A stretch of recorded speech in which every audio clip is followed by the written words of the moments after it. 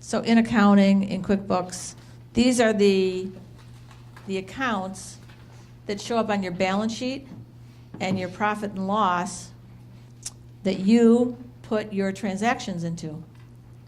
But it's really easy to add accounts.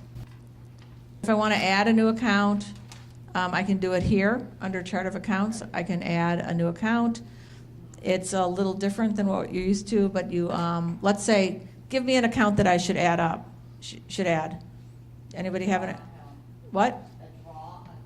You want an equity account? Okay, so. I'll add an equity account. So first. Okay, we want an owner's draw account.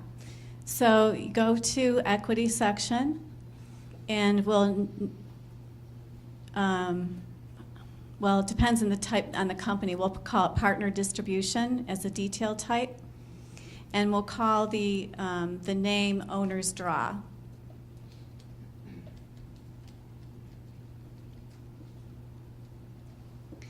And I would try to make it a sub-account under a section in equity. Let's see what our choices are if you do the drop-down and go down to, oh, go back up. Yeah, there's really not an appropriate place to put it, so I would not use a sub-account there. And then save and close. So now when you have a transaction, you went to McDonald's and bought yourself breakfast, when that charge comes through, you can just use that account to put your that money that you spent. There's a search button if you want to find a certain account. You can change if you accidentally set something up wrong, you can change it here. So there's a drop-down box here. The checking account, let's say the checking account was set up as not as a bank account, but it was set up accidentally. You set it up as a credit card. So it's always showing up on the wrong side. If we do this right now, watch what happens. Okay, so if we set up the, I don't know, this is kind of crazy. Don't do it, don't do it, don't do it. But it's going to show up. So the parts of your financial statement on your balance sheet are your assets and your liabilities, and then your equity. So the bank is an asset. And if I change it to a credit card, it becomes a liability. And so it'll be a negative liability. So that's just really bad. But so let's say you by accident set up a bank account as a credit card. You can always go back and set it up as a bank account. And so this is one way to make those changes. I didn't do it. I tend to like to add accounts just as I'm adding transactions. I rarely go here and to the chart of accounts. And everything you do in QuickBooks Online, you can do it 3 different ways.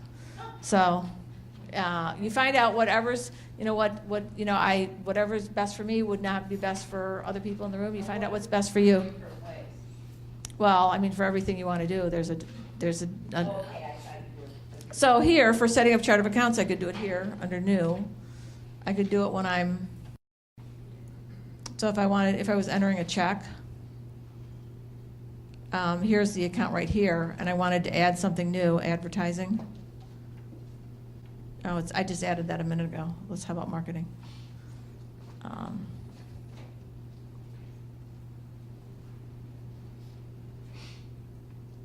So if I add marketing right here, I get the same thing I got at the chart of accounts page. And marketing would be an expense, and it's going to be advertising and promotion, so I'm good. I could make this a sub-account of advertising, so I can even start typing. Everything you can do in QuickBooks, you just start typing. So I could make it a sub-account of advertising.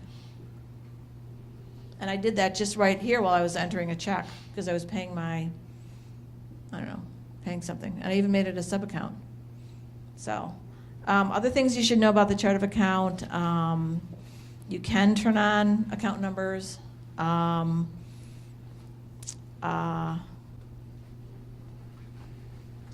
I put down be careful here.